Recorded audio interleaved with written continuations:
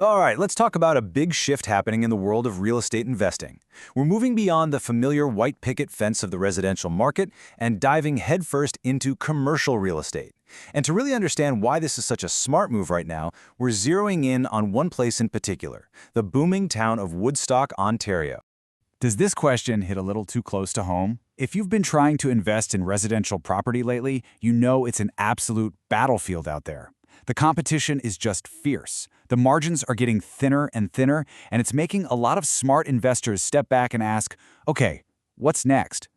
And this is where the picture really starts to get clear. You look at residential investing, and you see the whole shebang. Intense competition, tight margins, and tenants that can turn over every single year. But then, you look at commercial, and it's a completely different story. We're talking less competition, much stronger cash flow, and long-term stability with professional business tenants. This isn't just about diversifying your portfolio. For a lot of people, this is the next logical step. It's an evolution in their investment strategy. So let's get into the nitty-gritty. What exactly makes commercial real estate such a powerful alternative? Let's break down the fundamental advantages that really set it apart.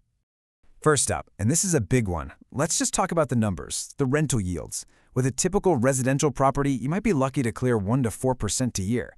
But with commercial, you're often looking at a range of 6 to 12%. That's not just a little bit better. That is a massive difference in your income potential from day one. And here's a key piece of jargon from the commercial world that honestly changes everything. The triple net lease, or what you'll hear called NNN. Basically, it means your tenant, the business renting your space, is on the hook for the 3 big operating costs: property taxes, building insurance, and maintenance. For you as the landlord, this is huge. It seriously cuts down on your overhead and your management headaches. But the perks don't stop there. Think about this. Commercial leases are long. We're talking 3, 5, even 10 years or more.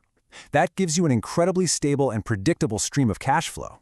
Plus, you're dealing with a business, not an individual, so the entire relationship is just more professional. You put it all together, and you've got amazing portfolio diversification and some really valuable tax benefits, like depreciation. Okay, so we get why commercial investing is so attractive, but the next big question is always, where?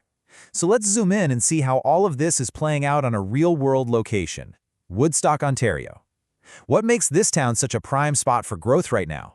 Woodstock's appeal is no accident. It's completely strategic. First, its location is just perfect, right on the Highway 401 corridor, which makes it a major logistics hub.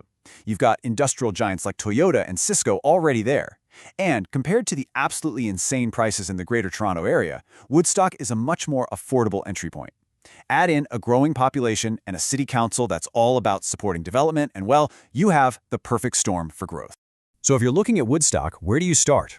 Well, first up is the downtown core. It's thriving, you know? It's full of retail shops, professional offices, and other services. The foot traffic is strong, and there's a real sense of community, which makes these properties fantastic for investors who are in it for the long haul. Now let's talk about the real engine room of Woodstock's commercial scene, the industrial and business parks. Remember that prime location on the 401 we talked about? This is where it really pays off. The demand for warehouses, logistics centers, and manufacturing space is through the roof, which means vacancy rates are incredibly low. This is, without a doubt, Woodstock's strongest commercial sector. And hey, don't sleep on the office and service commercial spaces either. These are the buildings that house all the essential services. Think medical clinics, accounting firms, wellness centers. These businesses are incredibly resilient, and they tend to stay put for a long, long time, which means tenant retention is fantastic. So the opportunity is definitely there. You can see it. But the next question is, how do I actually do this? How do I make that shift from residential to commercial?